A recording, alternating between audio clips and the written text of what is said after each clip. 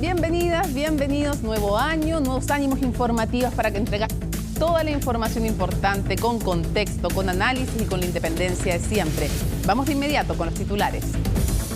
Un grupo de alcaldes llegó hasta La Moneda para exigir al gobierno extremar las medidas de seguridad. Algunos líderes comunales proponen utilizar el 2% constitucional de emergencia en el combate de la delincuencia y convocar al Consejo de Seguridad Nacional. Ante ello, la vocera Camila Vallejo descartó convocar al COSENA.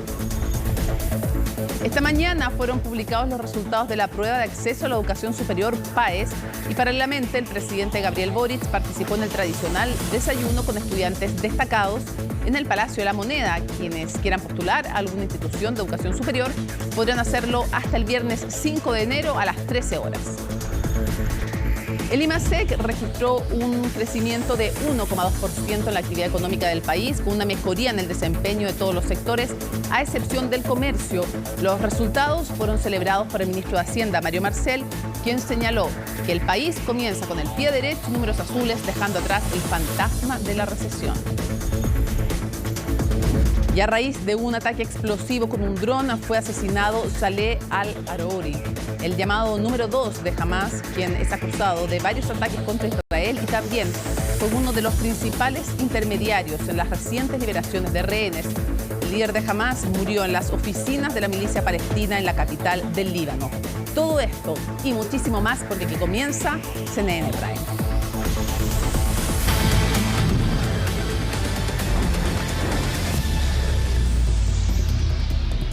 Bueno, y hoy el Instituto Nacional de Estadísticas presentó el cuestionario para el censo que se va a realizar este año. Se dieron a conocer 50 preguntas, entre ellas algunas nuevas. ¿Cuáles son? ¿Cuáles se reincorporan? María Luisa Carrión tiene el informe. ¿Qué pregunta considera que se tiene que incorporar? ¿O temática? Ya que ha habido muchos cambios culturales recientemente, podrían preguntar más sobre la identidad de género de las personas. Lo de la empleabilidad, si estás trabajando o no, por el tema de la economía y todo eso. De reciclaje o que pregunten sobre la inclusión. Es que en pedir no hay engaño y son varias las temáticas que la ciudadanía pide se puedan incorporar en el censo 2024 que ya comienza a tomar forma. Esta nueva versión trae no solo preguntas nuevas, también cambios en su proceder. Los censistas capturarán sus respuestas en un dispositivo móvil y si no encuentra a nadie en su domicilio, luego de varias oportunidades tendrá acceso a un código QR para completar usted mismo el formulario. Además, no será en un día, se realizará entre marzo y junio en horario extendido de lunes a domingo entre las 9 de la mañana y las 9 de la noche. A mí me parece positivo que se haga en harto tiempo, es decir, esto permite a las personas que están trabajando tener una coordinación mucho más particular de cuáles son las áreas que todavía no están siendo censadas y eventualmente poder como obtener de mejor manera la información. Yo no lo veo con tan malos ojos. En el sentido de que espero que se haya aprendido la experiencia del 2012 para que no vuelva a ocurrir lo mismo. Ya el 2012 fue como un año bien problemático porque después se tuvo que actualizar de nuevo ese censo y en general estamos un poco a ciegas con los datos que tenemos. No se puede confiar mucho en esos datos 2012-2017, generalmente se recurre más a los datos del 2002 y es necesario que este censo salga bien. Que salga bien porque el censo recuperará algunos objetivos que por su carácter acotado no pudieron desarrollarse en 2017. Estos son la posibilidad de hacer seguimiento o de diseñar políticas públicas y obtener información estadística de áreas geográficas específicas o de subgrupos de la población. Además, incorporarán nuevas preguntas. Por ejemplo, se le consultará por la fuente de energía que utiliza para calefaccionar su hogar, por alguna dificultad física que presenta algún integrante o por el género con el que se identifica. Mientras más información haya, nos sirve para tomar mejores decisiones, así que si se pueden agregar más temas, más categorías, me parece súper bien. Yo creo que sí, porque es como para saber más información sobre las personas, tiene igual como un registro y como ver como más la variedad que hay. Sí, me parece bien, porque cada día estamos aceptando todo eso de una nueva manera. Además, volverán algunas preguntas que no se hicieron en 2017, como la disponibilidad de tecnologías y la forma de acceder a ellas, algunas relativas sobre la fuente de servicios básicos como el agua y su estado civil. En total serán 50 preguntas, algunas nuevas, otras reincorporadas del censo 2017, que tardará aproximadamente en responder unos 20 minutos, calculan desde el INE. En lo que sí hay que poner ojo es en la figura del residente habitual. ¿De qué se trata? En esta ocasión se buscará censar a todos aquellos con residencia habitual en su hogar. Esto es, que hayan vivido al menos 6 meses en ella o que teniendo menos de ese tiempo tengan la intención de seguir residiendo allí. Ante la duda de su permanencia, señalan desde el organismo, se les aplicará de todos modos el cuestionario. Si usted es extranjero irregular, también debe ser censado. Para ello no le preguntarán su estado migratorio ni es necesario presentar documento alguno. Por eso desde el INE piden tener confianza. Nosotros lo que tenemos que transmitir es la confianza para que todo el mundo aporte y entregue esta valiosa información que está siempre resguardada por el secreto estadístico del INE, que no es otra cosa que asegurarle a las personas que cuando entregan datos nominados, el INE tiene la prohibición más absoluta de compartirlo con terceros. Cuestionario que ya está listo mientras se sigue trabajando en el reclutamiento y la selección de los más de 30.000 censistas que se requieren a lo largo del país.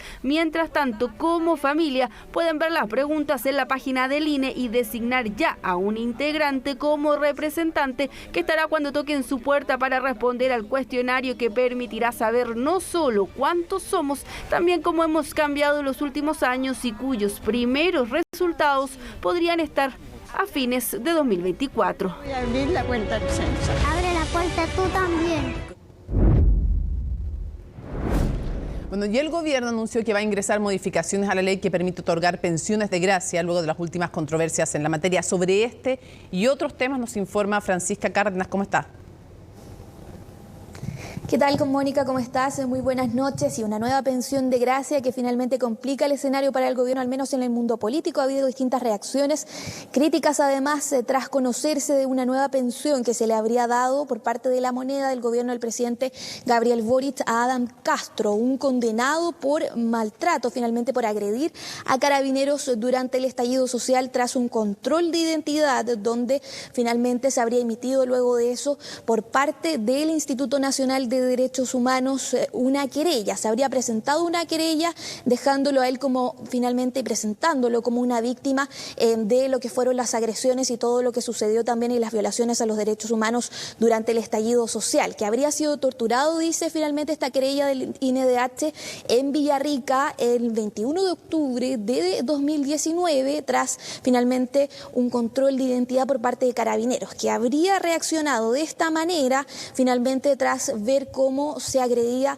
a un amigo de él dentro del control de identidad. Finalmente se han generado distintas reacciones durante esta jornada al conocerse a través del medio Exante sobre esta nueva pensión de gracia que se le habría dado a esta persona de aproximadamente 300.000 pesos mensuales de por vida por haber sido supuestamente víctima finalmente de agresiones por parte de carabineros durante el estallido social. ¿Qué han dicho desde La Moneda? Se le ha preguntado al ministro subrogante del Interior, Manuel Monsalve, con respecto a esto. Dice que se ha aplicado finalmente los decretos en torno a lo que son las pensiones de gracia bajo los mismos criterios que en el gobierno del expresidente Sebastián Piñera y que hay dos elementos principales que se deben modificar. Primero, que dice él que se va a ingresar finalmente un proyecto a través de la Cámara de Diputadas y Diputados para que se garantice y que se puedan revisar antes de entregar una pensión de gracia, que se puedan revisar los antecedentes penales de las personas a las que se les aplique finalmente este beneficio, que se les otorgue,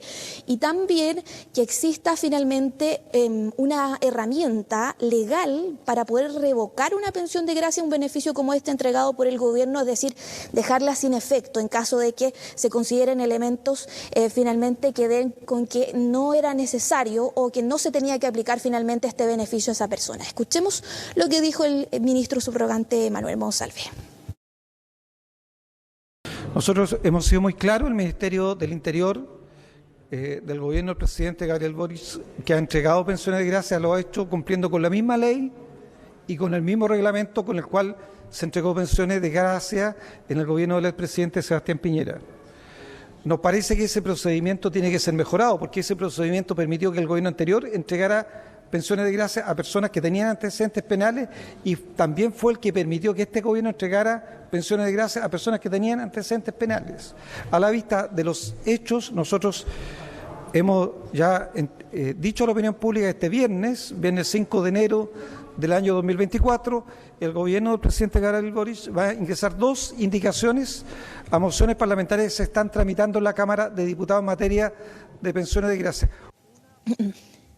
Claro, esta pensión de gracia finalmente hay que decir que hay un condenado, existe uno de los carabineros condenados por finalmente, que está formalizado, bien digo, no condenado por apremios ilegítimos debido a este caso, a lo que fue finalmente esta petición de identidad, de poder revisar la identidad de esta persona en los momentos del estallido social, pero que finalmente esta pensión de gracia se da finalmente a esta persona que habría también, y estaba condenado por maltrato de obra a carabineros cuando fue finalmente en este intento de poder pedirle su identidad, antecedentes de lo que estaba sucediendo en ese momento, al menos en Villarrica, y a uno de ellos, Adán Castro, le habría golpeado en el cráneo. Eso por esa razón, porque había una condena de por medio y también finalmente antecedentes penales por parte de esta persona, es que se ha generado este debate en torno a esta nueva pensión de gracia que se da a conocer durante esta jornada. También hay que decir, Mónica, comentarte que hay otros temas.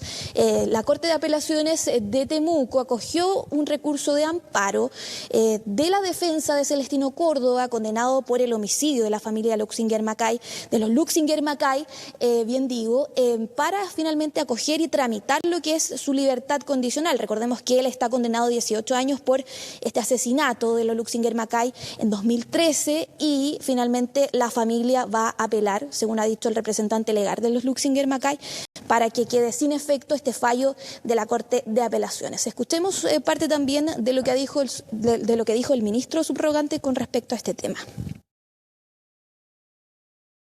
Solo decir que nosotros somos parte querellante en la causa, como Ministerio del Interior. Y por supuesto vamos a apelar a la decisión que ha tomado la Corte de Apelaciones. Estamos frente a un delito grave que es conocido por la opinión pública. El Ministerio del Interior no está de acuerdo con la entrega del beneficio de libertad condicional y por tanto vamos a apelar como Ministerio del Interior a la resolución que ha tomado la Corte de Apelaciones. Faltaron algunos datos. Bueno, Mónica, hay que decir y recordar obviamente que Celestino Córdoba, este machi, cumple una condena de pena de 18 años de cárcel, condenado como autor de este delito consumado de incendio con resultado de muerte por el crimen del matrimonio Werner Luxinger y también Vivian Macay. Y además hay que decir que al entregar finalmente, al tramitar la libertad condicional, al dar permiso para esto por parte de la Corte de Apelaciones de Temuco, se deja sin efecto la resolución dictada por la Comisión de Libertad Condicional y finalmente se señala, hay muchas cosas que han dicho también algunos parlamentarios que generan curiosidad por parte de lo que ha sido este fallo. Primero que el condenado cumple con los distintos requisitos para finalmente poder tramitar lo que es la libertad condicional. Se señala que se le hizo finalmente también distintos análisis psicológicos, que ha tenido una valoración positiva y adherencia al plan de intervención que se hacen en los distintos establecimientos penitenciarios en los que él ha estado, en capacitaciones en Temuco, en Vilcún también, que ha hecho labores sistemáticas realizadas dentro de estos establecimientos y cursos de capacitaciones, y que mantiene permisos de salida trimestral y de fin de semana sin que se indiquen incumplimientos. Pero también hay otros elementos, Mónica, como por ejemplo que dice que el sentenciado ha cumplido con la totalidad de las exigencias reglamentarias que le eran aplicables al tiempo de iniciar su condena y mayoritariamente con las exigencias en actual vigencia para optar al beneficio de libertad condicional. También que finalmente ha tenido empatía, que ha mostrado empatía por el daño generado por el ilícito. Esto obviamente generó distintas reacciones en distintos sectores políticos y es ahí cuando se le pregunta finalmente al gobierno si es que van a hacer algo al respecto. El gobierno es querellante, dice el ministro subrogante, así que vamos a ver también qué va a pasar en los próximos días, qué se va a presentar también por parte del Palacio de la Moneda en torno a esto, qué va a pasar también con todo lo que se va a tramitar, las distintas discusiones, al menos en los tribunales con respecto a la situación de Celestino Córdoba, Mónica. Muchísimas gracias por toda la información, Francisca. Buenas noches. Buenas noches. Oye, qué gusto esta entrevista hoy día, es doble además, viene con combo 2, porque es un orgullo tenerlas aquí. Las voy a presentar con su nombre. Nos acompaña Mariana Cisternas, puntaje en matemáticas, Javiera Ramírez, puntaje también, y con todo el tema de la trayectoria que ellas mismas lo van a explicar. De verdad, muchísimas felicitaciones en la prueba de acceso a la educación superior. Entonces tenemos a dos de las estudiantes más destacadas de nuestro país, destacadas no solamente por las notas, sino por su trayectoria académica. Muchas gracias por estar con nosotros. Muchas gracias. De verdad, un orgullo, un honor tenerlas acá. Lo primero, me gustaría un poco que le contaran a quienes nos están viendo. No es lo más importante, pero para que se ubiquen más o menos en el puntaje y en qué lo sacaron. ¿Cuánto sacaste en matemática? Yo saqué 1000 puntos en matemática 1 y ese fue mi mejor puntaje. Y los, ¿ya? Los malos, ¿cómo fueron los malos? O sea, mi peor puntaje fue en matemática 2, que no me preparé, no estudié. O sea, fui a clases, pero más allá de eso no estudié nada. 770. Chuta. Eso es lo que pasa cuando no estudias. Ya, wow. Ok, ese fue el peor. Ok, ya. ¿Y cómo anduvimos en verbal y eso? Que en mi época se llama así, ¿ya? En lenguaje. En lenguaje, sí, es que en mi época era verbal, pero traduzco en años de dinosaurio. En lenguaje yo no me tenía fe porque yo no soy una persona humanista, yo no leo mucho, no hago mucho, pero igual le puse empeño este año, traté de hacer todas las cosas, entonces saqué 8.50. Igual fue una sorpresa para mí eso. Ok, listo. Okay. Ya, contar un poquito, después vamos a contar un poquito más de sus vidas. Javiera, cuéntanos tú cuál fue también tu logro en esta ocasión. Es una acumulación de logros además, pero que es un hito en esta ocasión. Sí, yo en mi caso saqué el mayor puntaje también en matemática, pero no alcancé a sacar nacional, pero saqué 939 en matemáticas. O sea, 939, ¿ya? En lenguaje saqué 876 y la que tuve más bajo fue M2, pero a mí sí que me fue mal, saqué como 605 o sea, en bueno, M2. Tampoco es mal, digamos, claro, destiña al lado de lo otro, dirás tú, pero buenísimo igual. Pero en tu caso también hay algo que se ha tratado de poner énfasis, que es el premio a la trayectoria. Cuéntale a quienes nos están viendo en qué consiste eso. Sí, ahí como que sacan también el ponderado entre lenguaje y matemática, también ven el ranking, yo tuve un ranking de 1000 puntos. Y también es el lugar donde te ubicas en tu generación. Ajá, y el NEM, que son las notas de toda la media, que tuve 985. ¿En nota eso es como? Yo salí con promedio 6.9 en el colegio. Yo vengo de un colegio rural en noviciado, así que ahí sacando la cara por noviciado. Buenísimo, tienen que estar súper orgullosos, me imagino, todos tus compañeros, tus amigos, tus amigas. Y en tu caso, ¿cómo ha sido esta trayectoria? Porque súper importante, tú eres noviciado, tú vienes de el sur de nuestro país. Ahora, en realidad, pues yo soy de Concepción, les cuento. Entonces, si partiéramos a Chile, por la mitad vienes del centro. Venimos del centro de Chile, pero ya, digamos que en términos típicos del sur. ¿De dónde vienes? ¿Cómo es tu familia? Cuéntanos un poco. Yo soy de Chillán, toda mi vida viví en Chillán. Mi mamá nació en Santiago, pero desde que me tuvo a mí empezamos a vivir en Chillán. Y ¿tú tienes 17? Sí, yo tengo 17. Mi papá nació más al sur todavía, por Dichato. ¿Ya? Y estuvo por ahí, por Conce, y después también se fue a Chillán cuando me tuvieron a mí. Ya. ¿Tú eres la mayor de 2 hermanos? ¿O la menor? La mayor. Tú eres la mayor de 2 hermanos, perfecto. ¿Y en tu caso, siempre has vivido en noviciado o antes? No. ¿Son varios hermanos en tu caso? Somos mi hermana y mi hermano. Somos 3. Sí, somos 3. Yo, ¿cómo se llama? Vivía antes en San Miguel, vivía en una zona así súper central. Y después, hace 5 años, me cambié a noviciado. Fue un cambio súper drástico, así una vuelta así 180 grados. Y ¿cómo se llama? Ahí me cambié a una zona rural. Claro, yo empecé a estudiar ahí, llegué allá cuando estaba en octavo. ¿A ustedes les tocó, después les quiero preguntar un poquito más de sus vidas, pero a ustedes les tocó la época de la pandemia? Claro. ¿En qué curso estaban en la pandemia? Primero medio. Primero y segundo medio. O sea, súper duro, porque son años súper importantes para la preparación y son los primeros años de la educación media. ¿Cómo lo hicieron en la preparación? ¿Cómo fueron las clases? Cuéntanos, Mariana.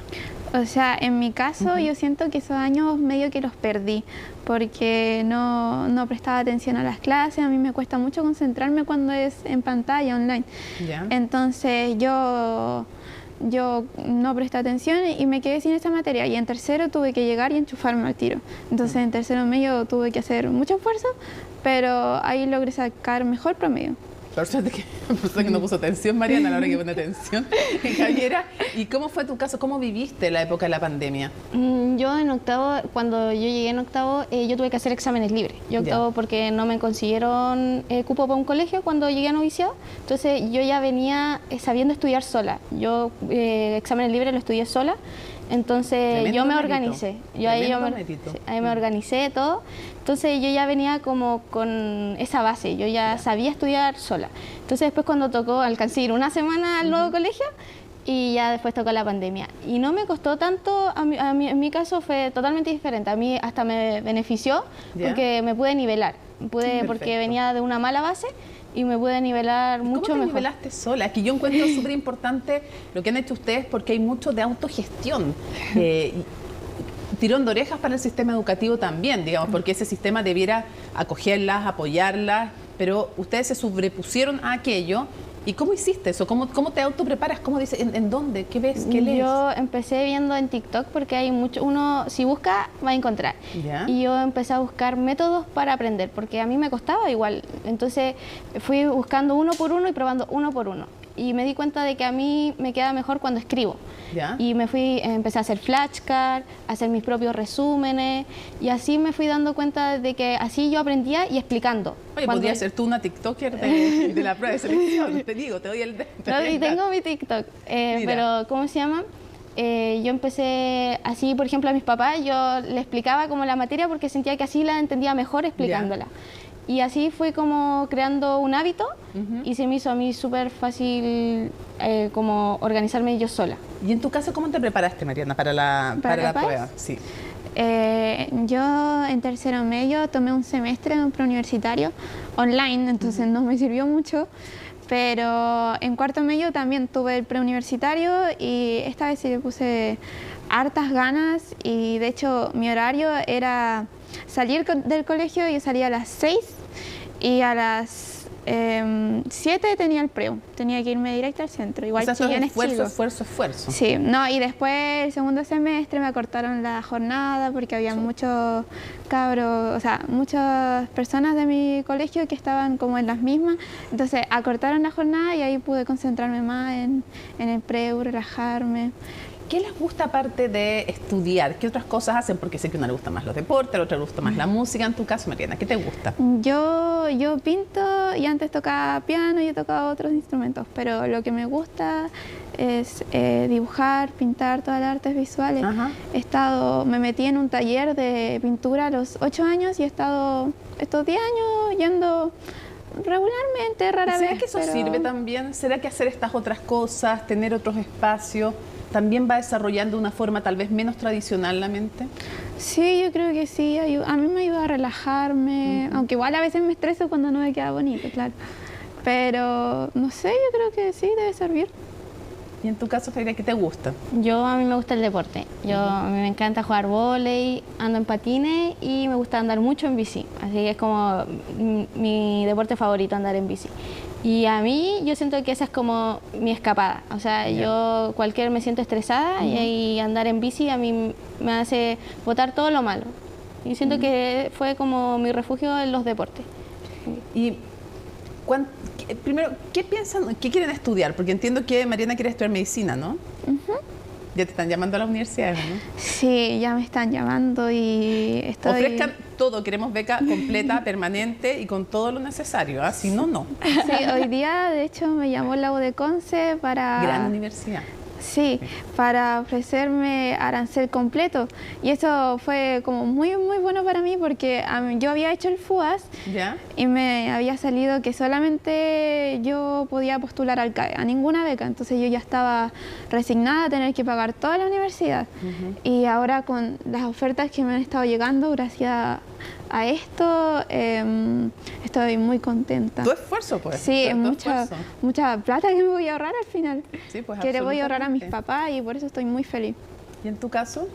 ¿Tienes claro que quieres estudiar? Sí, o sea, estaba yéndome por ingeniería. Igual me costó mucho a mí elegir qué es lo que quería. Siento que es una decisión súper fuerte como a tan temprana edad, como decir qué es lo que quiero hacer el resto de mi vida. Y a mí lo que me pasaba es que yo quería hacer todo. O sea, tipo, a mí me gusta todo. Entonces me cuesta como elegir una cosa. Pero lo más seguro es que me vaya por ingeniería, porque así tengo la opción de elegir como distintos ramos. O sea, porque uno hace plan común y después tú eliges la especialidad. Entonces, ¿los colegios, cómo se llaman los colegios en los que ustedes estudiaron? ¿Tu colegio? Yo en el Colegio Concepción de Chillán. Perfecto. Yo en el Liceo Ciudad de Brasil. ¿Los colegios de ustedes aparecían en los rankings? O sea, el mío era de los mejores de mi ciudad, de Chillán, pero el único que aparecía era el alemán y nunca aparecía en el top 100 ni nada. Era buen colegio, pero... ¿Es un colegio privado? Particular subvencionado. Particular subvencionado. ¿Y en tu caso? No, el mío no, porque el mío es municipal, público. Entonces... Ya. Mi pregunta es entonces, ¿qué piensan ustedes de la educación chilena? De las diferencias que hay en la educación chilena. No sé quién quiere decirlo primero. ¿Yo? Ya. Yo siento que ahí hay una gran desigualdad en cuanto a... Porque ahí puedo poner mi caso de que yo me tuve que esforzar yo sola y que yo tuve que poner de mi parte para poder llegar aquí al puntaje que pude lograr. Y claro, los profesores tratan, te dan su apoyo. Yo siempre sentí el apoyo de mis profesores de mi colegio, pero tampoco tienen todas las herramientas para darte para poder lograr que todos los alumnos puedan llegar a esta posición. La cancha no es pareja. O sea, digo, frente a un chico o chica de un colegio de Santiago privado en que pagan, no sé cuánto, o sea, ustedes, el tuyo era gratis, digamos, pero gente que paga, no sé, 600, 1 millón de pesos o más. ¿Sientes que qué te pasa ahí también? ¿Qué pasa con la cancha? ¿Está pareja o no está pareja? No, ahí uno a veces como que igual me da rabia por dentro porque digo de que todos deberíamos tener las mismas oportunidades porque al final, ¿cómo se llama? No entiendo por qué dónde naciste depende de la educación que tú vayas a tener, porque al final la educación es lo que yo hablaba con mi papá, que por ejemplo los colegios pagados tienen inglés y los niños salen sabiendo inglés bien fluido. Y nosotros no, pues yo tuve inglés hasta octavo nada más. Y más encima octavo hice exámenes libres. Entonces no tuve casi nada de inglés y eso ya me cierra muchas puertas. Entonces las personas que salen de colegios privados tienen muchas puertas abiertas porque, claro, salen con una mejor base que después cuando entran a la universidad no les cuesta tanto, porque a mí me costó mucho nivelarme porque ya venía con mala base porque siempre estudiaba en colegios municipales.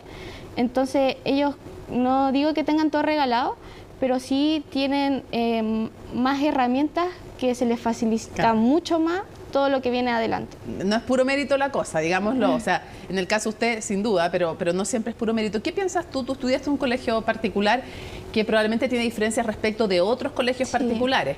¿Qué piensas de la educación en Chile? O sea, yo igual pienso lo mismo, pienso que hay mucha desigualdad. Yo sabía que mi colegio era como de los mejores de mi ciudad, entonces siempre tuve como conciencia de mi privilegio. Pero aún así... Pero era particular subvencionado y obviamente tiene mucho menos recursos que uno particular, privado, claro, 100%. Claro.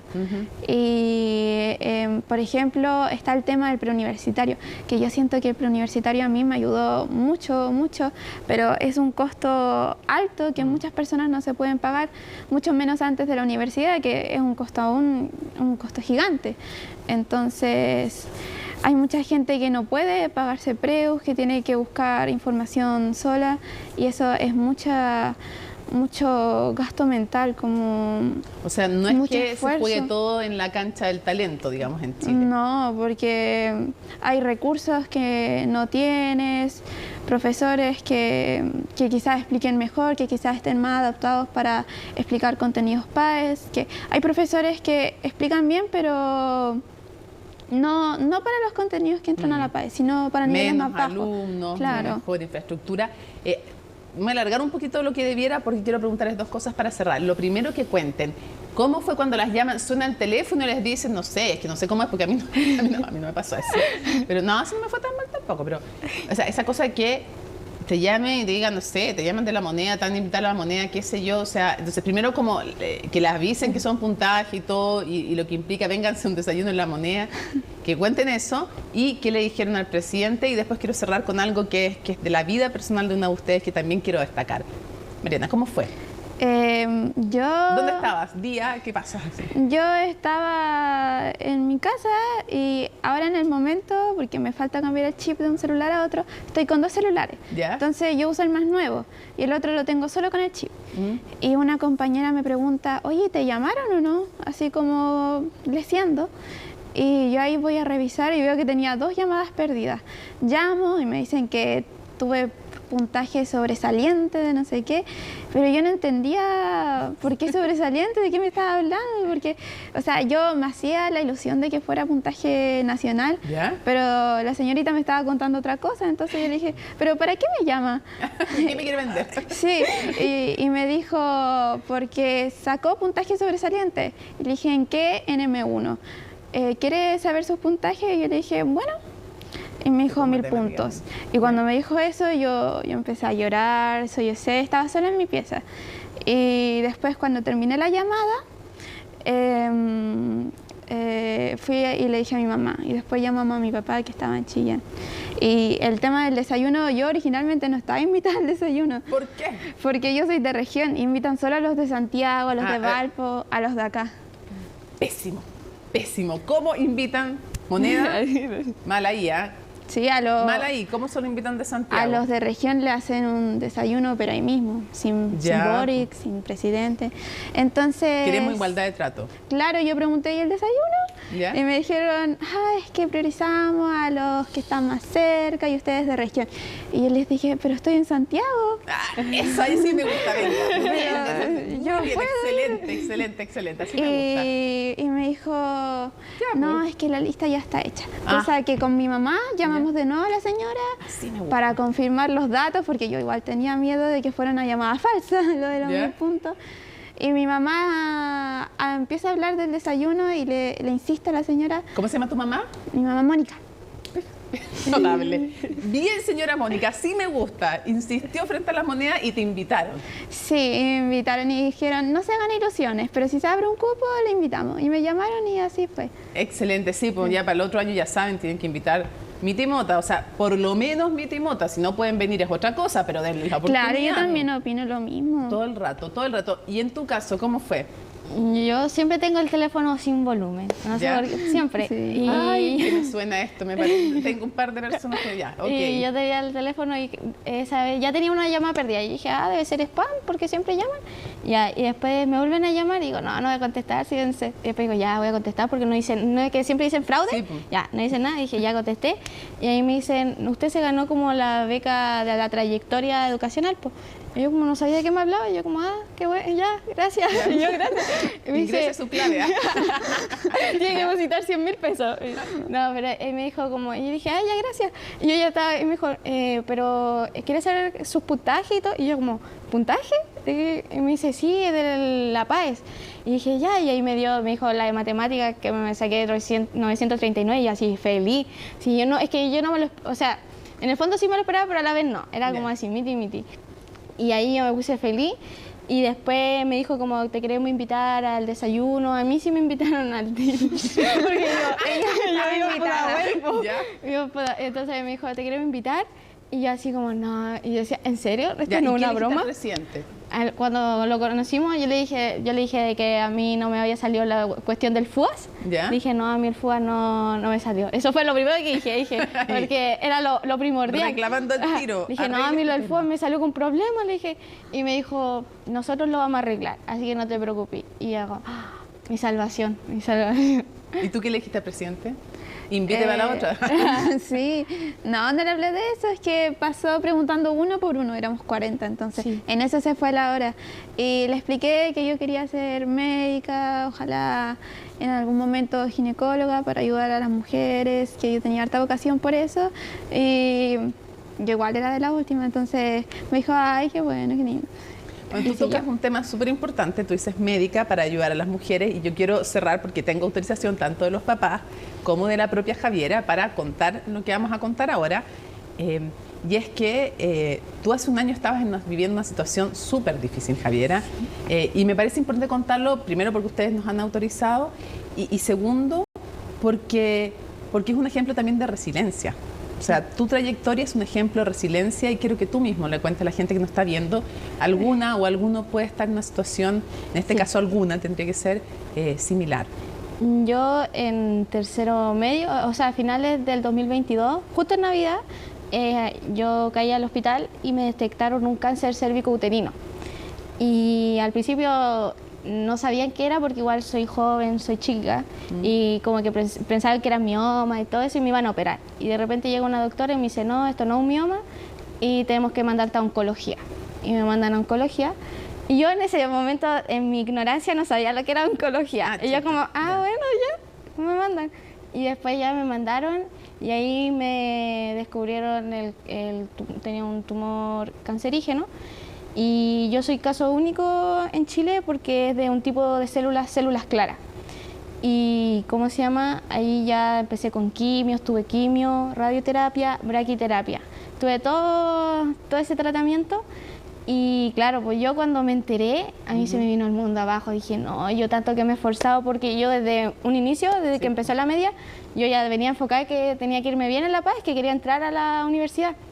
Y dije, no, se me presenta este obstáculo tan grande, o sea, ¿qué voy a hacer ahora? No, o sea, se me fue todas las pailas, así. Y después como que después me puse a pensar y encima tuve el apoyo de mis papás y dije como, no, o sea, ¿por qué tengo que dejar de lado mi estudio si es algo que tanto me he esforzado? Y voy a seguir nomás, o sea, voy a estar con el tratamiento, pero eso no me quita que no pueda estudiar. Y de la mano con el tratamiento yo seguí estudiando nomás y dije, esto lo tengo que lograr de alguna manera, sí o sí. Y ahí empecé, a mí me operaron en marzo, ya me habían operado. Ya había tenido todo el tratamiento, porque gracias a Dios yo tuve un tratamiento súper rápido. Es que yo, por ejemplo, a mí me da risa porque yo estaba en la camilla y de la nada, así, 10 doctores a mi alrededor porque no sabían qué era. Sí. Así era como, y siempre doctores entrando, saliendo. Entonces fue un tratamiento súper rápido.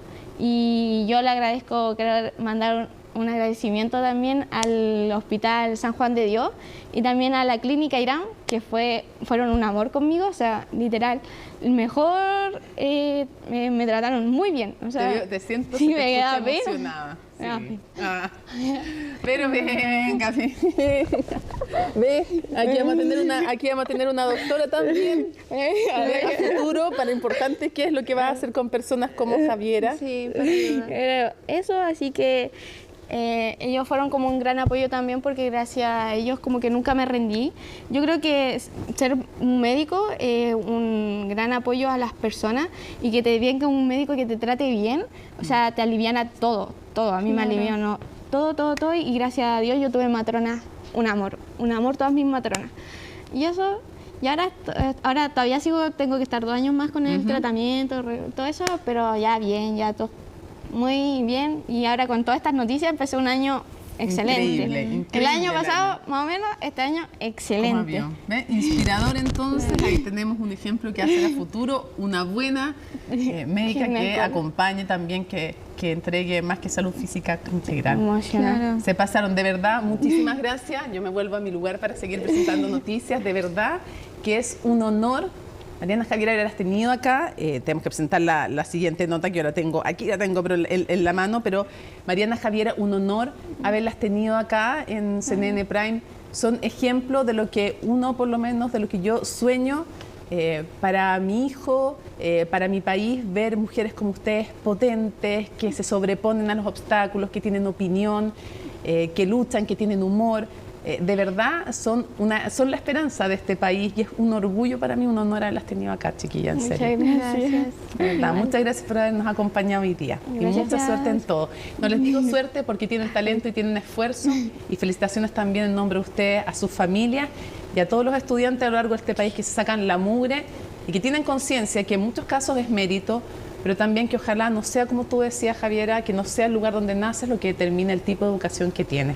Así que un abrazo. Muchísimas gracias. Muchas gracias. Chao. Bueno, y vamos a cambiar completamente el tono informativo para contarles de algo que ya no es positivo, ya no es alegre, sino que todo lo contrario. Los datos son súper preocupantes. En lo que va del año 2024 son 7 asesinatos en el país que se han registrado. Una cifra más que motivó que un grupo de alcaldes fuera hasta La Moneda, que exigiera que se tomaran algunas medidas, y otros sostienen que lo que se podría hacer es decretar estado de excepción, ocupar también, por ejemplo, el 2% de emergencia, que son unos fondos especiales para esta emergencia, pero en seguridad. Son emergencias que se determinan por catástrofe, ocupar esos 2%, pero plantean que se ocupe en el tema de seguridad, y otros sostienen que convocar al COSENA, cosa que algunos sostienen que no se puede porque no tendría facultades para la seguridad interna, este organismo. En fin, son parte de las discusiones que hay, y de todo ello nos cuenta en su nota, en lo que ha ocurrido hoy en este tema, Daniela González. 8 personas han sido asesinadas solo en las últimas 48 horas. 10 homicidios que dejó el fin de semana de Navidad. 14 heridos por balas, algunas de ellas efectuadas incluso en medio de ferias navideñas. Lamentablemente, estas noticias son más recurrentes de lo normal. Solo en lo que va del año 2024, 7 personas han sido asesinadas, y si contamos la semana de Navidad a Año Nuevo, más de 20 han sido los homicidios. Como municipios estamos a disposición de trabajar junto al gobierno, traer ideas como las que le hemos traído al subsecretario en este momento, y que ojalá contribuyan para que podamos de una vez por todas hacer frente de manera efectiva a esta ola de violencia que arrecia en nuestro país y que está causando muertes y también está causando mucho miedo. Estamos pidiendo una reunión al general director de Carabineros para que nos pueda ayudar a marcar más presencia, porque se van trasladando a otros puntos cercanos y eso origina también dificultades a otros vecinos. Entonces la idea es poder ir ocupando todos los espacios. Los alcaldes de las comunas afectadas han solicitado todo tipo de ayudas y también proponen soluciones, como la idea de decretar un estado de excepción. También surgen otras iniciativas. Esto lo debe asumir, la tarea la debe asumir el Estado. ¿Por qué lo asumimos los municipios? Porque no hay carabineros, porque los carabineros están mal equipados. La gente llama a carabineros ante un hecho delictual o un crimen, se demoran horas en llegar, ¿no? ¿Por qué? Porque hay 2 carabineros, hay 3 carabineros en una comisaría, 6, no hay vehículos. Luego hay que entregar más recursos a las policías. Estamos viviendo una nueva pandemia, que es la pandemia de la delincuencia y de la violencia. Y hemos visto que el Estado no ha tomado las mismas medidas que se habían tomado para poder enfrentar la pandemia por coronavirus. Por eso que nosotros estamos solicitando que se disponga de este 2% constitucional, al igual que se hizo cuando estábamos enfrentando la otra pandemia. Estos 2 alcaldes, junto al diputado Raúl Soto, llegaron esta jornada hasta el Palacio de la Moneda a dejar una carta para el presidente. Allí solicitan la utilización del 2% constitucional para destinarlo a seguridad. Se acaba de aprobar hace un poco tiempo atrás y se va a empezar a ejecutar el presupuesto de la Nación 2024 con un aumento del 5,7% en seguridad que respaldamos y aprobamos en el Congreso Nacional. Sin embargo, creemos que dada la magnitud y la profundidad de la crisis, es que se requieren también medidas excepcionales. Una de estas medidas es la que tiene como facultad exclusiva el presidente de la República, Gabriel Boric, que es la utilización del 2% constitucional. En Pedro Aguirre Cerda, una niña de 13 años fue asesinada. En La Granja, un joven de solo 14 años recibió disparos que le quitaron la vida, y a estos casos se suman varios más, como el que ocurrió este martes en la comuna de La Florida. Se recibió un comunicado radial de que aquí en este sector se estaban efectuando disparos contra un domicilio, por lo que a la llegada del personal que se encontraba de servicio nocturno se encuentra con un testigo quien señala que habían efectuado un vehículo del que descendieron a lo menos 4 personas, efectuaron una cantidad considerable de disparos contra este domicilio. Dispararon en contra de 2 domicilios que se encuentran uno frente del otro y uno de los cuales a través de las ventanas impactan al dueño de casa, una persona de 70 años aproximadamente. El fallecido estaba durmiendo al momento del ataque. Los vecinos dicen que se escucharon más de 100 disparos, en lo que posiblemente fue un ajuste de cuentas. Por eso algunos alcaldes han solicitado un COSENA, un Consejo de Seguridad Nacional, para hacer frente a la que dicen es la peor crisis de seguridad de la historia. Respecto al COSENA, no da resultados más que elaborar una opinión o un diagnóstico. Nosotros necesitamos acuerdos que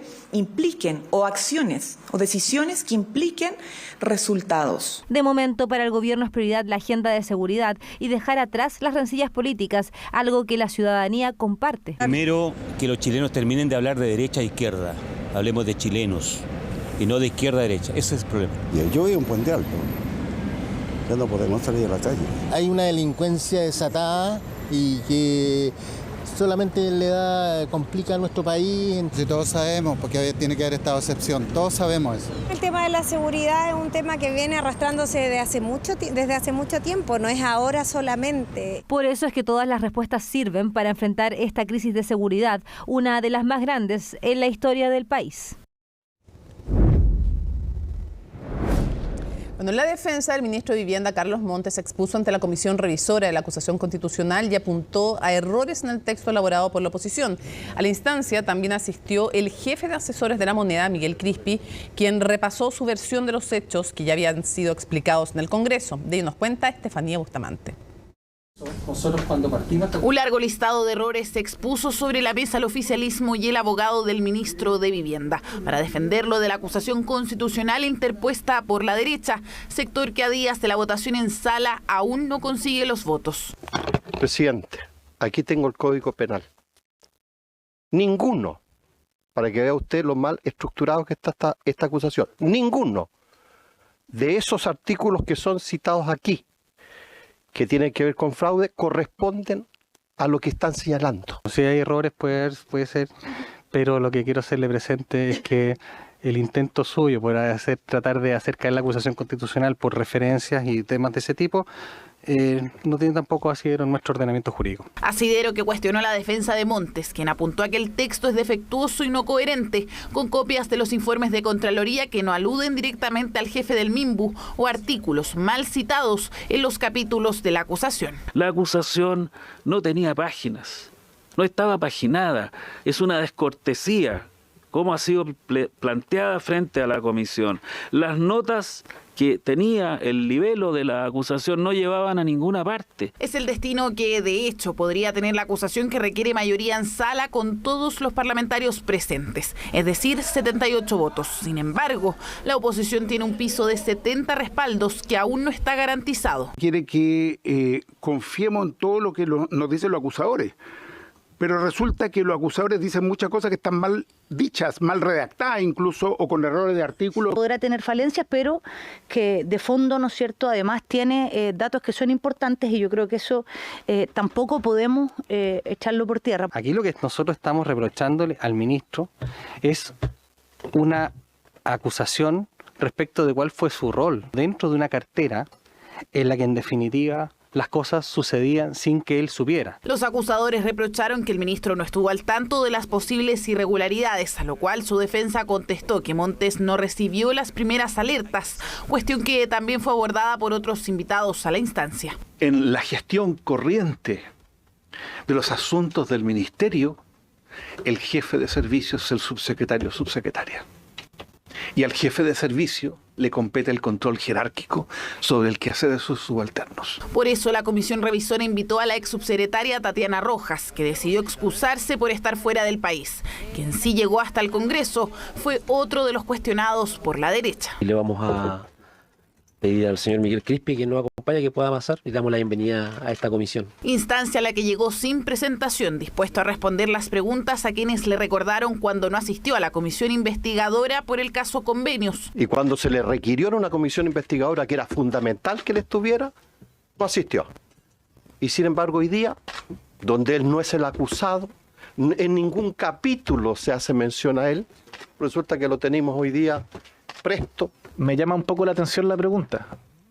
Estoy aquí presente, disponible a colaborar con el objeto de esta comisión y bueno. De ahí en más fue poco lo que pudo agregar el asesor de la moneda sobre la acusación. Sí se le pidió aclarar el rumor al cual hizo mención en su anterior visita, la que dejó más dudas entre algunos. La palabra rumor yo creo que hace alusión a una información incompleta de que Daniel Andrade, esto lo dije textual en la comisión, Daniel Andrade, que es militante de Revolución Democrática, a través de una fundación tendría un convenio, alguna relación con la Seremi de Antofagasta. Dejémoslo, yo creo aquí nomás, diputado, ¿ya?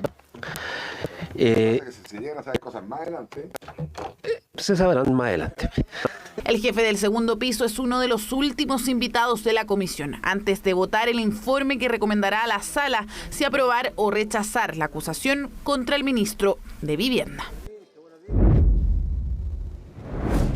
Hoy el Banco Central publicó el IMASEC de noviembre, mes en que se registró un alza de 1,2% en la actividad económica, en línea con las expectativas más optimistas que había en la previa. En la siguiente nota, Orlando Silva nos explica por qué la mayoría de los economistas reaccionaron positivamente a este dato y qué luces se entrega sobre el futuro de la economía y también de una nueva propuesta que entregaron los gremios empresariales para un pacto tributario. Noticias optimistas para comenzar este 2024, al menos en materia económica, porque el 1,2% de expansión que tuvo la economía chilena en noviembre, comparado con el mismo mes de 2022, completó el tercer mes de crecimiento al hilo y podría estar entregando los primeros signos de la esperada reactivación. La economía empieza a mostrar síntomas de mayor estabilidad, bastante más claros que lo que veíamos en algunos meses anteriores. Los sectores más contractivos como el comercio siguen cayendo, pero a tasas bastante más moderada. Uno de los aspectos a destacar del IMASEC es que hubo una subida en la actividad económica en varios de los rubros, que sugieren que ya empieza a haber un dinamismo mayor en la economía. Ya comienza a entregarnos algunas señales de recuperación. Esto se puede ver, por ejemplo, en la serie desestacionalizada del IMASEC. Acá podemos ver que en noviembre tuvimos la variación mensual más alta desde octubre de 2022. Esa serie desestacionalizada, es decir, la que compara con el mes inmediatamente anterior, también aumentó 0,3%, mientras que el dato que excluye a la minería también registró alzas anual y mensual.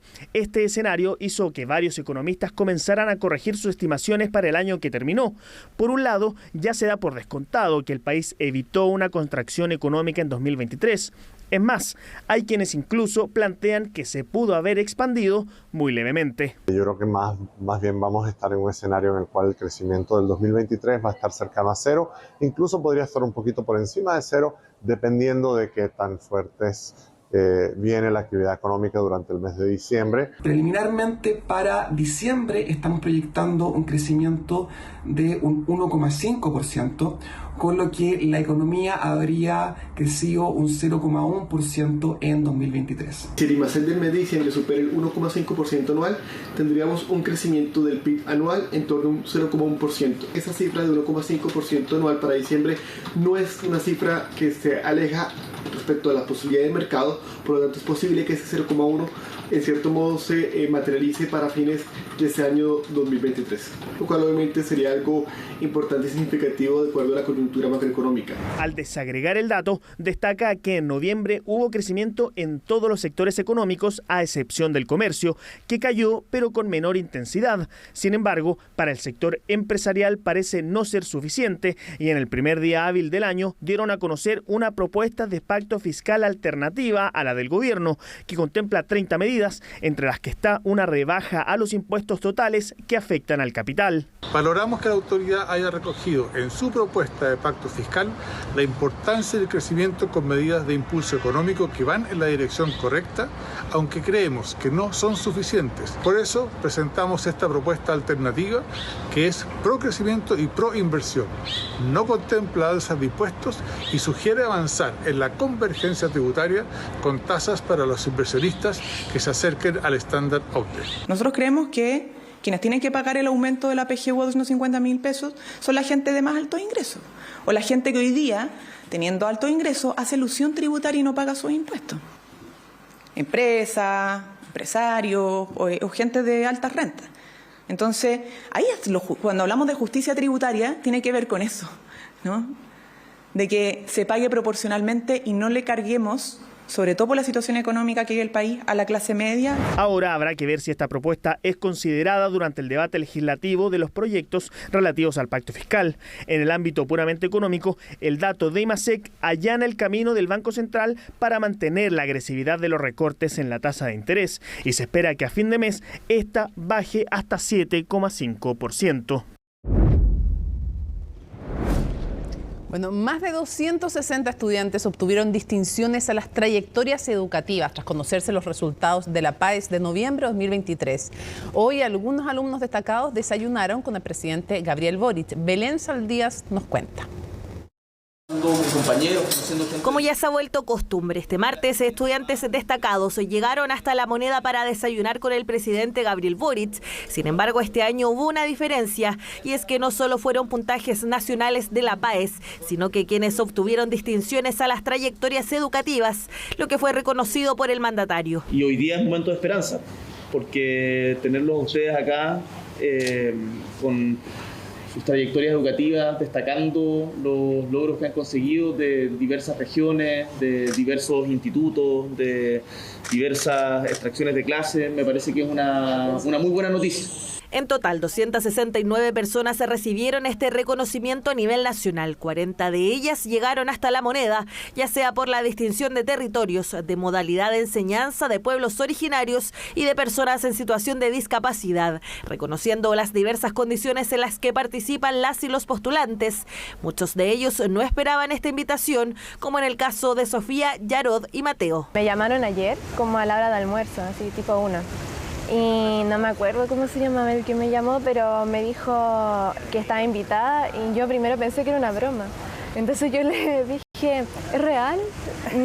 Y pregunté muchas veces y al final lo dejé hablando con mi mamá. Me llaman, creo que no contesto y me mandan un WhatsApp. Y al principio pensé, me van a estafar. Me van a pedir los 4 números de la tarjeta y hay que salvar al presidente. De repente mi papá me comienza a tocar muy fuerte y yo dije, ¿qué pasa ahora? Y aparece él con los ojos llorosos. Y dije, chuta, ¿qué está pasando? Y me pasa el teléfono. Y ahí me abraza y yo como que no puede ser, me están llamando a la subsecretaría. Ninguno lo esperaba, aunque sí pasó por sus cabezas durante el último tiempo. Y es que para la mayoría fue un proceso largo de esfuerzo y que terminó con puntajes nacionales o cifras que se acercan a los 1000 puntos. Sofía es una de ellas, es de Curicó, estudió en el Instituto Santa Marta y anhela ingresar a la carrera de medicina, aunque no se cierra otras posibilidades. Estaba pensando en medicina. Es que lo había decidido, pero también tengo otras opciones. Y igual me gustaría quizá ir a Conce o a la Chile, pero también estaba pensando en irme a la Universidad de Talca, que también está cerca, entonces puedo visitar a mi familia los fines de semana. Yarod, por su parte, es de Quilicura. Estudió en el Australian College, ubicado en la misma comuna. Si bien tiene varios sueños, uno de ellos está ligado al derecho. Yo tengo claridad, o al menos desde siempre tuve la claridad con el área del derecho. Me gusta mucho esa instancia, he tenido la posibilidad también de estar en audiencia y cosas así, entonces me gusta mucho eso. Me gusta también pensar en esa idea de aportar en esta sociedad de alguna manera, desde esa vertiente. Hay otras cosas que me gustan mucho y que quizás a futuro voy a poder desempeñar. Me gusta mucho el área del arte, el cine, la música. Mateo, en tanto, estudió en el Colegio Parroquial San Miguel, obtuvo una distinción de pueblos originarios, específicamente por el pueblo Dieguita, y hace mucho tiempo que viene definiendo lo que quiere para su futuro. Yo estoy muy enfocado en la católica. Toda mi vida he ido ahí, desde muy chico, básica, como programas de matemática, entonces el campus San Joaquín para mí es un sueño y yo siempre dije que quiero estudiar acá. ¿Y qué carrera? Ingeniería. Tan hincha de la católica que incluso conociendo el fanatismo que comparte con el presidente Boric, lleva al desayuno 2 camisetas para que el mandatario las pudiera firmar y lo logró. Durante el año yo dije, de llegar a sacar nacional, igual me gustaría hacerle la pata al presidente y como yo soy de la católica, toda mi familia, dije, en una de esas me la firma. Entonces acá aprovecho el presidente, muchas gracias igual. Los 3 esperan contar con gratuidad, ya que aseguran sería de gran ayuda para sobrellevar lo que significa estudiar en la educación superior. Hice el FUAS y me salió la pila llena, así que tengo opción de gratuidad, becas, todo. ¿Qué te parece esa opción también? Estoy súper contenta, sí, porque es un peso menos. En el momento igual estresante el tema de estar atento a todas esas instancias, que al final una persona de mi clase social o de mi sector igual es difícil en ese sentido con los ingresos que uno tiene, pero muy feliz porque también creo que accedí al nivel socioeconómico que me accede o que me ayuda a la gratuidad. Lamentablemente no me salió el FUA, no porque no me saliera la pila o haya un problema, sino tenían que verificar ciertos papeles y algo que tenía que ver con la casa donde me vaya a matricular.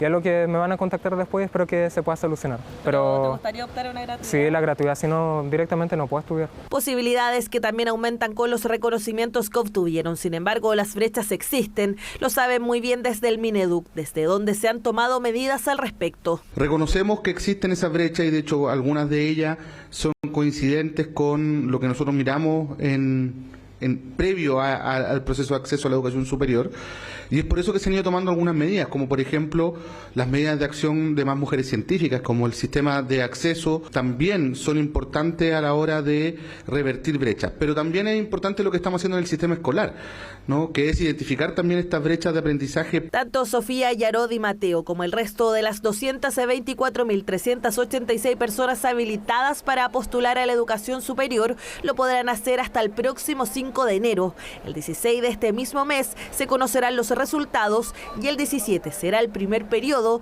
de matrículas en distintas casas de estudio.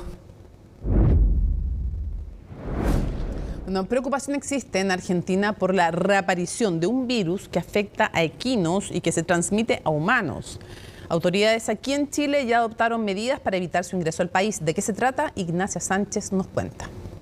Efectivamente se detectaron casos en Corrientes y Santa Fe de la enfermedad de encefalomielitis equina del oeste, que es una enfermedad viral de las aves que se transmite a través del mosquito tanto a los equinos como al hombre. Un hombre de 66 años murió el pasado domingo en la provincia de Santa Fe, Argentina. La causa, el virus de la encefalomielitis equina del oeste, una particular enfermedad que no se registraba desde hace décadas en el continente. Es un virus del cual se tiene registro antiguo, la verdad. Hace mucho tiempo no se sabía de él.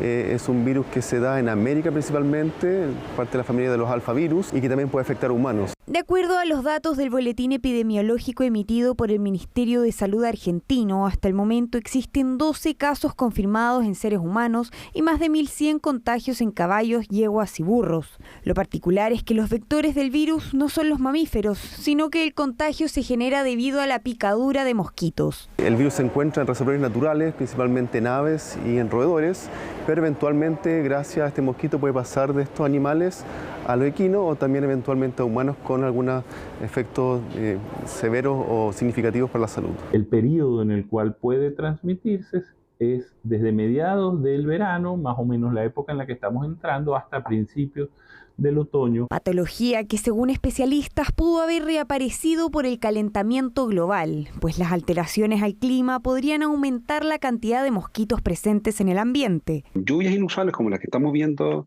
en este periodo de fenómeno del Niño, sí se juntan las dos condiciones, que son más temperatura y más precipitaciones, que van a favorecer a los mosquitos y con esto favorecer no solo a la encefalitis equina del oeste, sino que a un sinnúmero de otras enfermedades. Primero, tranquilidad, ¿cierto? Porque la probabilidad de que llegue a Chile y que cause impacto es bien baja, lo cual no significa que hay que perder la guardia, ¿cierto? Hay que mantener con mayor, digamos, esfuerzo, hay que estar vigilante y estar en alerta. Es lo que ha hecho el Servicio Agrícola y Ganadero. A pesar de que el patógeno no ha llegado al territorio nacional, ya existen medidas preventivas frente al posible arribo de mosquitos o caballos contagiados. Nosotros siempre tenemos medidas de prevención y de vigilancia para evitar el ingreso de las enfermedades. Hemos activado las coordinaciones con el Ministerio de Salud, ya que esta es una zoonosis, y también nos hemos reunido con los distintos actores, vale decir la Asociación Chilena de Criadores de Caballos, con los centros ecuestres, con los hipódromos, para activar la vigilancia clínica y tener una respuesta oportuna y eficaz en caso de que la enfermedad ingresara al territorio nacional. El llamado es a estar alerta ante los posibles síntomas que puedan presentar los caballos o humanos. Entre ellos está el dolor de cabeza, escalofrío, fiebre, dolor muscular y malestar general. Más adelante se pueden desarrollar manifestaciones neurológicas. La recomendación principal es que hagan una inspección clínica en los animales de manera regular. El cuadro se manifiesta al inicio o se puede manifestar al inicio con decaimiento, con anorexia, vale decir los animales no comen. La mejor manera de prevenir las infecciones causadas por vectores como mosquito es previniendo la expansión del mosquito. Y esto significa en el fondo usar repelentes, cortar el pasto en zonas húmedas donde el virus, el mosquito se replica, y también, por supuesto, gracias a la ayuda de algunas vacunas que existen particularmente para equinos. Para los humanos aún no existe una vacuna ni un fármaco en contra de la enfermedad. Por ahora solo queda seguir las recomendaciones de los especialistas y estar atentos ante alguna manifestación para hacer la respectiva denuncia al SAC y así evitar su posible propagación. Ya estamos listas junto a Jacinta Molina para revisar las informaciones internacionales. ¿Cómo estás? Primer comentario del año. Así es, muy bien. Sí.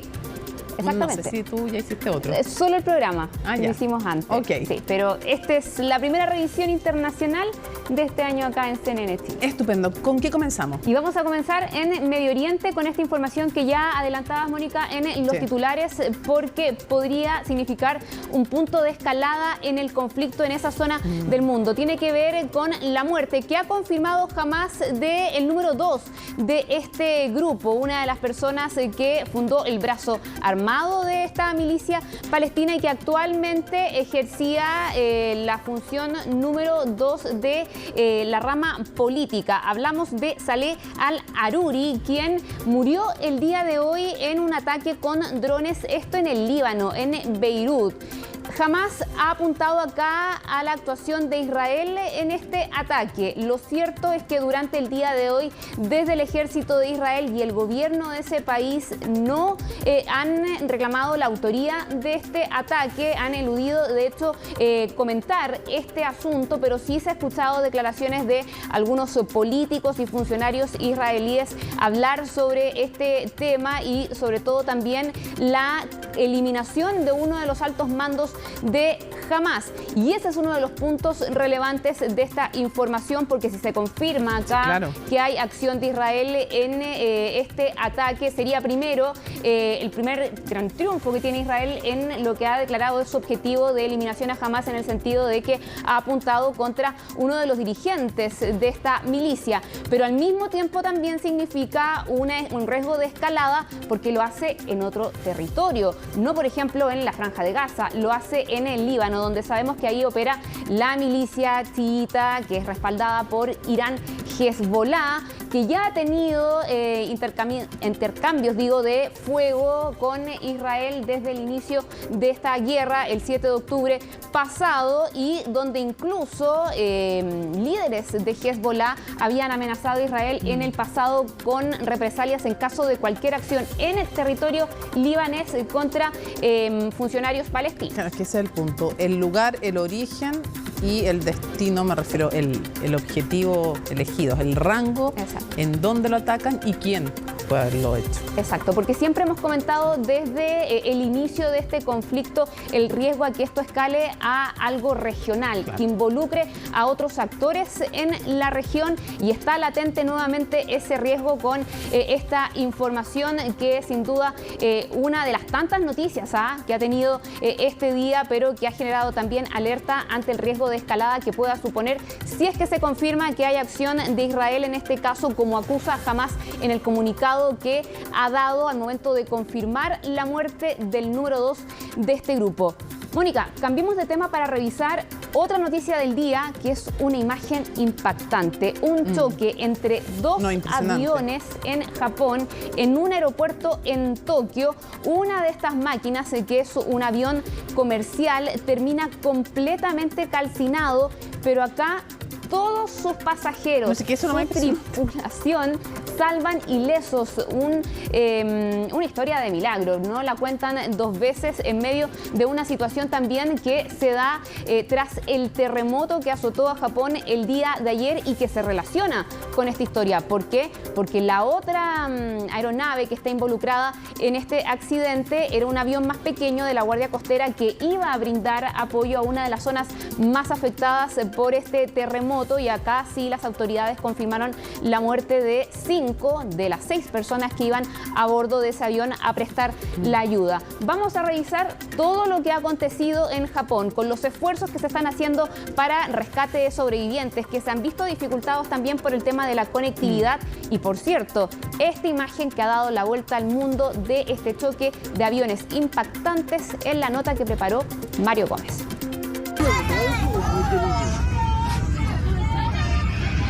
Momentos de terror vivieron los pasajeros y tripulación que iban a bordo de este avión comercial de la compañía Japan Airlines este martes. La aeronave había recién aterrizado en un aeropuerto de Tokio cuando colisionó con otro avión más pequeño de la Guardia Costera japonesa que se aprestaba a ayudar en las labores de rescate tras el devastador terremoto que azotó a Japón un día antes. Rápidamente, el avión modelo Airbus A350 comenzó a llenarse de humo hasta terminar completamente calcinado, pero afortunadamente todos los 379 pasajeros que iban en su interior, más los 12 miembros de su tripulación, fueron evacuados a salvo. Me preguntaba qué había pasado y entonces sentí que el avión se inclinaba hacia un lado en la pista y sentí un gran golpe. Los auxiliares de vuelo nos dijeron que mantuviéramos la calma y nos indicaron que bajáramos del avión. Justo cuando empezamos a coger velocidad, oímos un gran estruendo y me giré y vi esa llama que estaba haciendo un rastro y entonces vimos un avión que estaba en llamas. No corrieron la misma suerte los tripulantes de la pequeña aeronave impactada. Las autoridades niponas confirmaron la muerte de 5 de los 6 integrantes de la Guardia Costera que iban en la aeronave. Por el momento, las autoridades han descartado la incidencia del clima o el viento en este accidente y ya han anunciado la apertura de una investigación que incluye la revisión de las últimas comunicaciones de los aviones involucrados con la torre de control. Por el momento entendemos que el accidente se produjo en la pista. Estamos comprobando si el centro de control del aeropuerto dio permiso para aterrizar e investigando las comunicaciones que se intercambiaron porque podrían haber influido en el accidente.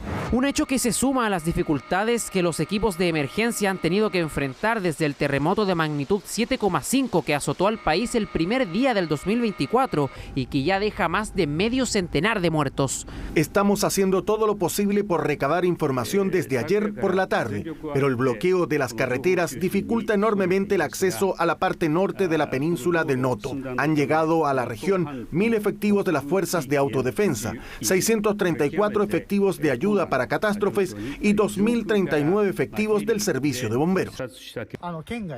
Viajaba Yogo cuando se produjo el terremoto. La carretera está intransitable, así que tuvimos que dar la vuelta. Es desgarrador ver los daños. Es la primera vez que experimento un terremoto así, lo que me ha conmocionado bastante y no sé qué hacer.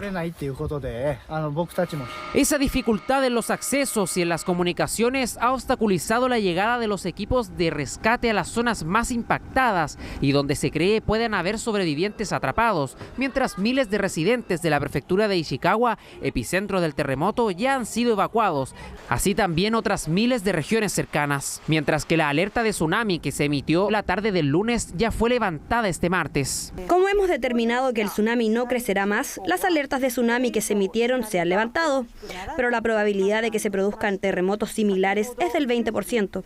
Por lo tanto, tengan cuidado en las zonas donde se produjeron fuertes temblores hasta una semana después del terremoto. Pero los expertos advierten que los peligros podrían mantenerse en la zona por meses tras este fuerte sismo. Para un terremoto de este tamaño de magnitud 7,5 cabría esperar que la secuencia de réplicas se prolongara durante días, semanas e incluso meses. Hay una pequeña posibilidad de que veamos un terremoto mayor que esa sacudida oficial. Estén alerta, porque pueden haber terremotos durante una semana de 7 grados de intensidad. A los que viven en zonas donde fue fuerte, por favor, estén atentos a la información de evacuación a través de oficinas locales, televisión, radio e internet. Ya son más de 60 las réplicas que se han registrado desde el terremoto del lunes, a la vez que el ente regulador nuclear de Japón ha descartado irregularidades y riesgos en las plantas ubicadas a lo largo de la costa del país, alejando los temores de lo ocurrido en 2011, tras el mayor sismo que se registrara en la historia de la nación asiática. Ya, y vamos a comenzar, Mónica, el año 2024 de una manera similar a gran parte del 2023, hablando de esta persona. Vamos a seguir hablando de él, por cierto, este año. Sí, no, por todo este año, o sea, de seguro, digamos. Sí, y ahora la información tiene que ver con la apelación que ha presentado el expresidente y hoy precandidato republicano a la presidencia contra la decisión de la Corte en Maine, que al igual que Colorado lo dejó fuera de la papeleta de las primarias presidenciales. El mismo motivo que argumentó Colorado en este caso, ¿no? Tiene que ver con la interpretación de la Constitución, citando también una enmienda que relaciona los casos por los cuales está siendo investigado Donald Trump con insurrección, y esto tiene que ver en específico por el asalto al Capitolio. el día de hoy la defensa de Trump ha presentado esta apelación, eso sí, en la Corte Suprema de Maine. ¿Qué pasa en Colorado? Todavía no lo sabemos porque lo que se presume es que los abogados de Trump van a presentar un recurso similar, pero ante la Corte Suprema Federal. Ahí ya estamos hablando a nivel país, no a nivel estatal. En el caso de Colorado, sabemos que acá en esta Corte Suprema estadounidense hay una mayoría de jueces conservadores, 3 los eligió de hecho el ex mandatario, así que podría haber un fallo favorable a él en medio de esta disputa legal que ha marcado la contienda presidencial, que todavía no comienza propiamente tal, porque todavía quedan las primarias, pero para eso sí quedan pocos días. Nada, se empiezan ahora. Exacto, así que va a ser muy importante ver el pronunciamiento de la Corte en Maine, pero si es que efectivamente se cumple lo que se ha adelantado, que la defensa de Trump iría hasta la Corte Suprema Federal en Estados Unidos para que por primera vez en su historia se pronuncie sobre un tema de este tipo. Si primero él tiene inmunidad por ser expresidente, pero a la vez si es que se puede interpretar esta enmienda de la Constitución para sacarlo de la contienda electoral. Una situación, Mónica, que hemos dicho se ha también repetido en otros estados, pero son estos dos, Maine y Colorado, los que sí han vetado a Trump de esa contienda electoral. Y con esto aprovechamos de recalcar lo importante en términos electorales que va a ser este año 2024 en todo el mundo, pero con esta denominada madre de todas las batallas que se va a dar en noviembre en Estados Unidos. Bueno, ya que lo dices... Y otro dato ahí. Ahí, ya que me das el pase, aprovecho de decir que justamente esta maratón electoral, no solo en América Latina hay 6 presidenciales, sino que en todo el mundo es nuestro tema de mañana en Conexión Global Prime. Así es. Sí. Pasado ese dato, vamos a el dato de utilidad pública. Absoluto, pero no necesario, una invitación muy, muy provechosa. Vamos a terminar con tema de Año Nuevo, pero que llama a la reflexión. Es una imagen que se ha viralizado, ocurrió en Francia, en medio del espectáculo pirotécnico en París, frente al Arco de Triunfo. ¿Qué es lo que tú más notas ahí en esa imagen? O sea, se ven los fuegos artificiales. Sí, pero muchos celulares, pero es que la gente no está mirando los fuegos, está mirando los teléfonos. Está sacando fotografías, grabando. Abrazos ahí no hay. No. Besos, saludos, euforia, no hay. Solo atención a los celulares. Claro, lo viven a través del celular. Exacto. Esa es la imagen que transmitió y yo no sé si después revisan además la imagen, claro, como vivirlo a través del celular. Es siempre un dilema, y digo que el dilema crece con los hijos, que uno quiere ver lo que están haciendo, pero uno también quiere grabarlo, porque en ese caso quiere efectivamente guardar el momento. Pero claro, cuando estás en un lugar así, probablemente vas a tener esa imagen de otra forma. Sí, y aplica para los espectáculos de este tipo, para Año Nuevo, los conciertos también, otras actividades que a lo mejor es mejor disfrutar el momento. Es un buen punto. Guardarlo. Cuando si un concierto de Chayanne, igual yo grabo un poquito para tenerlo. De recuerdo, después el resto me lo disfruto, digamos. Pero sí, es un buen punto. Mucho celular y poco disfrute del momento, poco estar conectado a veces con el momento, ¿cierto? Sí. Y claro, es una situación, una reflexión que probablemente se repita, pero quedó de manifiesto con esta imagen que se viralizó. Sí, pues. Esa primera fotografía o video más bien se vio muchísimo después de Año Nuevo en Francia y en el mundo, porque claro, es algo que se ve también en otras instancias. Pero se reduce el campo visual, notorio. Además se reduce el campo visual, porque ves este pedacito, no ves todo lo que está pasando todo alrededor. Para quienes somos más bajitos ahí también, los celulares lo complicamos. Está bien, está bien. Nos vamos entonces juntas a la pausa y regresamos con más información. Está viendo CNN Prime Noticias, solo noticias 2024.